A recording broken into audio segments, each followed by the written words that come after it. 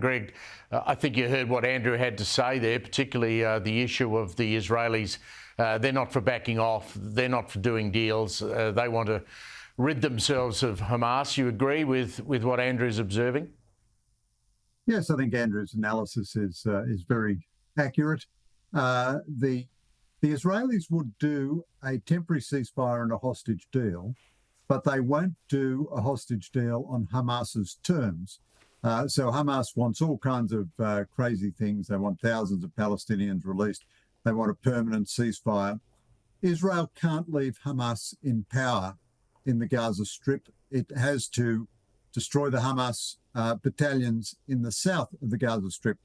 Steve, it strikes me that there's a real weirdness about the moral debate here. Why doesn't everybody, including Penny Wong and everybody else, immediately call on Hamas to surrender? The Hamas war criminals should come out from hiding, stop causing this terrible suffering for their own people. You know, in the tens of miles of tunnels that they built, there's not a single bunker to shelter Palestinian civilians. It's all about Hamas and Hamas's power. They bear all the moral responsibility for the suffering their people are enduring. So why doesn't the international community, the United Nations and everyone else say, yes, we want this terrible suffering in Gaza to stop, and the way it can stop is for the Hamas leaders to lay down their arms and come out and surrender. They don't have to be subject to Israeli justice. They can go to the International Court of Criminals and be tried for war crimes. You make an excellent point. Has any government anywhere other than Israel called for Hamas to lay down their arms and walk away? Well, part of the ambiguity of the Albanese government, the Albanese government are not wicked on this, but they're ambiguous and weak. Part of their ambiguity is they say Hamas must have no future in the governance of Gaza. Then they call on Israel to instantly have a ceasefire. So how can you get to the position where Hamas has no influence on the future governance of Israel, and Hamas is an illegal, proscribed terrorist organisation under Australian law? So we wouldn't allow an organisation like that to control a slice of territory that we were responsible for. So there just seems to be a kind of a hypocrisy in the international community. I mean, the United States, I think, has called for Hamas to surrender, but they don't. That's not their primary note, and I don't know why. I just don't know why it isn't. Well, talking about the US, we saw on Saturday, I was checking my phone constantly to see what was going to happen in South Carolina. I think it was Sunday our time. Nikki Haley got beaten soundly by Donald Trump. She's staying in the fight, even though she did get beaten badly. Is that about her pitching her name out there for next time, rather than thinking she's got any hope of winning the Republican nomination this time? Well, Steve, you're right. It's very unlikely she's going to win the Republican nomination. But Nikki Haley is getting a not trivial vote. 40% of South Carolina voted for Nikki Haley, 42% of New Hampshire. Now, it'll be interesting to see how she goes in Michigan and the Super Tuesday states. But, you know, there are a lot of perplexing things out of that result. First of all, Trump is going to need all of her voters if he's going to win the presidency. He's going to need all the Republicans plus some others. So, it was smart of him not to demonise her in his victory speech after South Carolina, unlike his victory speech after New Hampshire.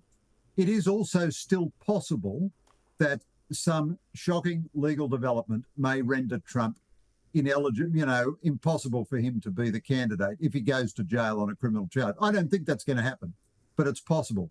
Now, if Nikki Haley has racked up really big votes in the Republican primaries, it'll be hard for the party to ignore her. And then finally, as Trump's own career demonstrates, in the United States, fame itself is power and money. And I think Nikki Haley has done better than I expected her to. I thought Ron DeSantis would be the alternative to Trump. And she's racking up fame, and therefore she's racking up power and money, and she's racking up future influence. I think it's no bad thing that she's staying in the contest while ever she's getting something like 40% of the vote. If she's getting 2% of the vote or something, well, obviously she should bail out straight away then. Forgive me if I've missed this, but has she ruled out being a vice presidential candidate in a ticket with Trump?